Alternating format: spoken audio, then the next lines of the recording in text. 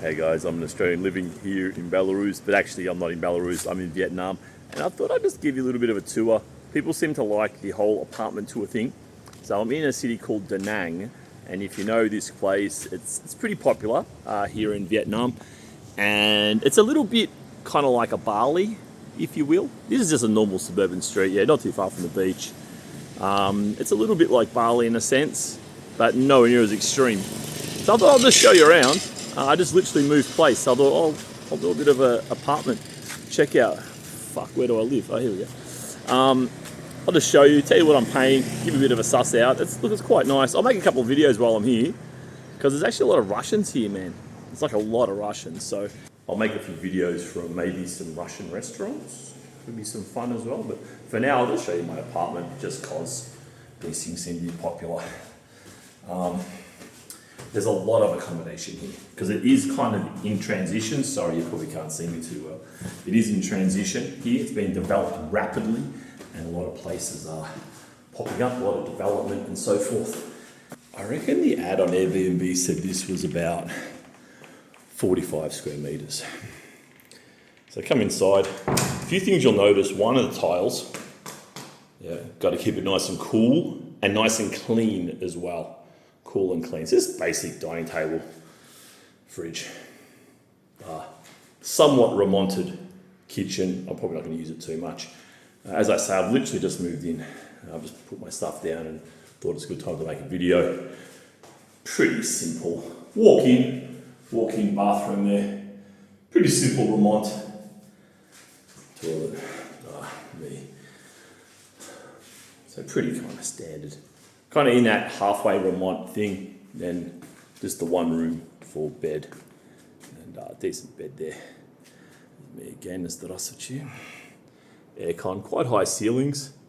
A nice little view over there. You got this vacant block that'll be developed at some stage. Pretty prime real estate, it's right near the beach and kind of lots of cafes and stuff. So you got a little kind of mini lounge room here, all in the same room. Got the AC working hard. It's a bit of a trap though, I tell you what, if you ever live in a place like this, obviously you want a little bit of size, and this would be okay for like, even for a year, this is probably okay. Maybe you want a fraction bigger, but it's not too bad. So it's pretty freaking hot here, yeah? It's probably 33, 34 degrees outside and humid. And I've just lugged my suitcase and bag here from my other apartment, which was like 2 streets up the other way.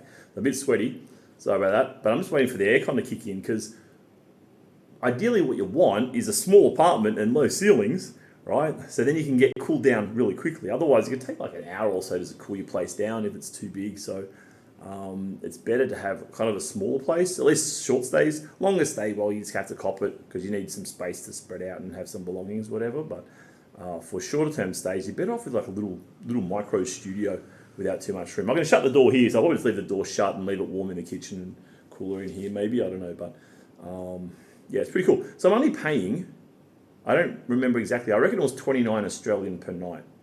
29 Australian per night. And the exchange rate's roughly 2/3, a bit less than 2/3 for US. So it's around 19 per night, so it's around 570 US for a month, which means off Airbnb, it's probably worth about maybe 350. So it's bloody cheap. So as you probably know, I was just in the Philippines for a few months and then decided to come here. And I have to say, it's a huge step up in quality of life. Like, just everything is better. From the apartments are better quality, food's better quality, lifestyle is really good here. The cafe lifestyle in Vietnam is friggin' awesome.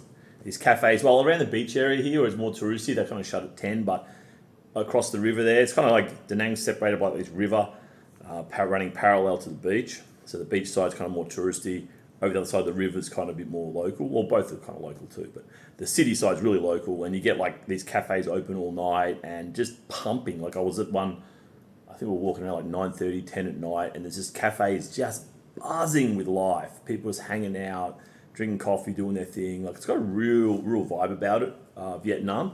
And it's very French, of course, obviously a French colony, as I'm sure you know.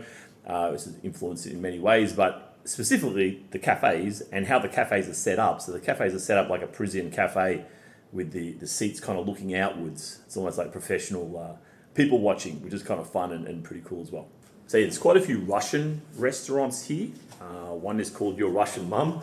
One is called Ikra, which of course is caviar in Russian. And vinaigrette. There's a few other ones kind of floating around, and I've tried a few of them already, and pretty legit, man. I'm surprised that Ikra place. If you've been to Da Nang, you know what I'm talking about, right? It's on the bar street there. Ikra, of course, means caviar in Russian. That's really traditional. Like the food there is classic Russian. So I might make a video, I might even do a live stream from there. Fuck, who knows how motivated I get, but just so I'd give you guys a little bit of an update. I have noticed that in general in the past, people are really curious about the quality and the cost of apartments in different places. So again, I reckon it's to be around $350, all bills included per month, which is extraordinarily cheap. I mean, really, even in the equivalent in Philippines, you'd be looking at probably 500 or 550, kind of more in that range, you know what I mean? In Minsk, for something like this, depends where it is, but yeah, more expensive. At least 500, depending where it is. As I say, maybe 600 in the centre, or a fraction more. The rents in Minsk have really gone up the last 12 months. I saw some data on it the other day, and it's like, wow, there's been a real spike since kind of 2023. And a lot of guys are telling me as well, it's like, man, my rent just went up 25%. One guy's rent went up like $200 a month, which is, you know, it doesn't sound much, of course, if you're sitting back in the States or in Australia with a Western income, but yeah, it feels like a lot when you're in this kind of environment because you're used to not paying that much. All right, dudes, I'm going to set my stuff up here, do my laptop, do my stuff, and yeah, live life. Have a good one.